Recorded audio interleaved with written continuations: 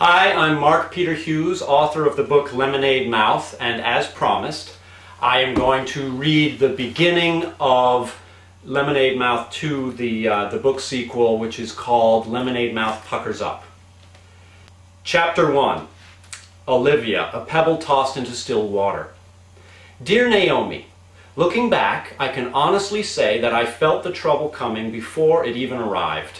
As you know, I sometimes get feelings about these things. And I guess a part of me realized that summer vacation was starting off too well. Things were far too good to stay that way.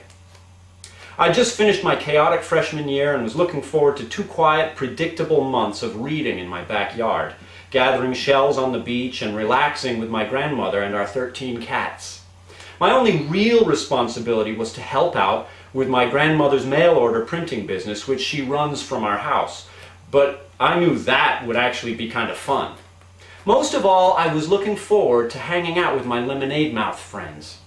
For a couple of weeks, the 5 of us had been meeting by the Mail's organic lemonade machine at school, trying to record some new songs that Wen and I wrote.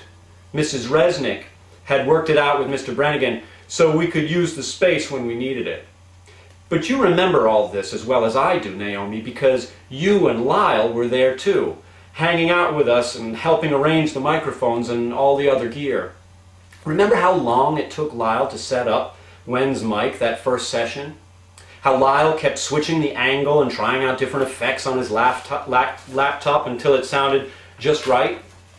Stella didn't say a word, but it was obvious she was about to burst with impatience because her jaw was clenched and her face was turning red. Mo and Charlie nearly fell over themselves trying not to laugh. But Lyle is a perfectionist. It's part of why those recordings turned out the way they did. Even Stella admits that now. I now recognize those were special days. A brief moment of happy calm like the still surface of a pond just before someone throws a pebble into the water. In a way, it was my own fault that everything changed. Stella and the others had been trying to get me to agree to perform live again, but the thought of going back to singing in front of a crowd of people I didn't know, well, the idea still sent my insides into knots. If I hadn't eventually relented, maybe everything would have turned out differently. If I'd said no, and Lemonade Mouth hadn't shown up to perform a 1-hour outdoor set at the 17th Annual Music Fest in Cranston, my tranquil summer plans might have remained undisturbed. But of course, that's not what happened. As everyone knows, it was at the Music Fest, immediately after we played our set, that our lives were forever altered. It was a Sunday, a beautiful June afternoon. A pretty big crowd showed up to hear us, and I remember it was an especially fun show. We opened with Monster Maker and then Back Among the Walls, and the audience was really getting into it. People were jumping around and dancing and singing along. By our second or third song, I was having such a good time that I forgot to be nervous. But I also remember noticing a blonde lady in a bright pink business suit near the back of the crowd. She stood out because of her clothing and because she was just standing there watching us. Every now and then she seemed to scribble something on a pad of paper as if she were taking notes. With so much chaos going on around her, it seemed weird. When our set ended, the 5 of us started breaking down our equipment. As I often did, I went over to help Charlie with his drums. It always took him a while to pack them all up. Anyway, I was helping him out when I noticed the pink-suited lady walk up to the edge of the stage. "Nice show," she said to us. "The crowd really liked you." "Thanks," Mo answered. She was lowering her bass into its big gray case. We were trying to move fast since there was another act scheduled to play after us. "No, I mean, I'm really impressed," the woman said. "Your music is wild and different, and it's not often I see a band inspire this much devotion from its fan base. Do you always draw such a big crowd when you play, and do you always get such a strong reaction?" I looked out at the crowd again.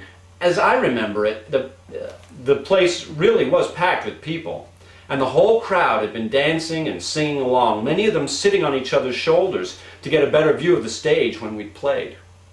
A lot of them seemed to know all the words to our songs. Sure, some of them were our friends from school, but most of them were total strangers. Yeah, I guess so, Mo said, glancing again at the crowd that was already shrinking now that our part of the show was over. It seems like people like us anyway. That's good. It's impressive, the woman said again. The energy from your audience makes your performance feel like more than just a local show. What I just saw felt bigger, much bigger.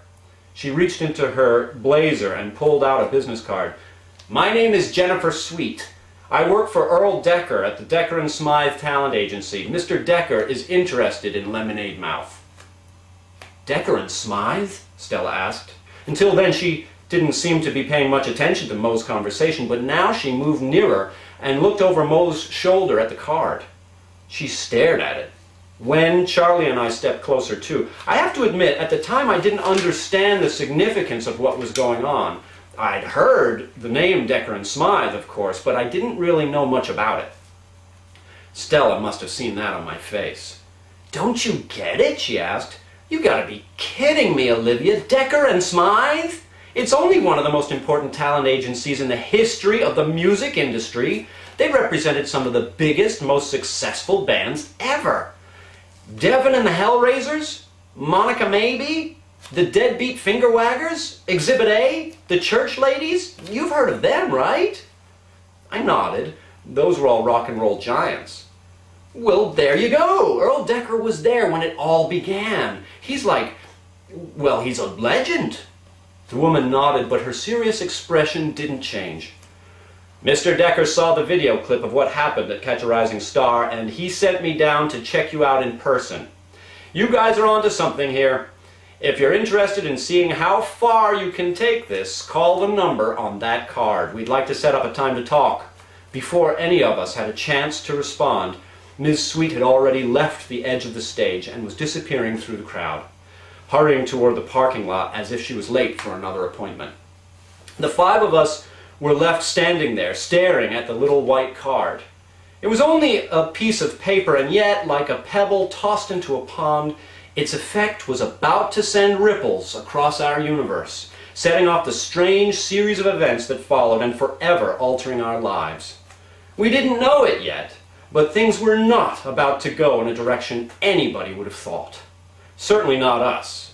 And certainly not Decker and Smythe either. Lemonade Mouth had just begun a bumpy ride to a place none of us could have predicted. Don't forget to pick up the book Lemonade Mouth from bookstores. Just keep rolling.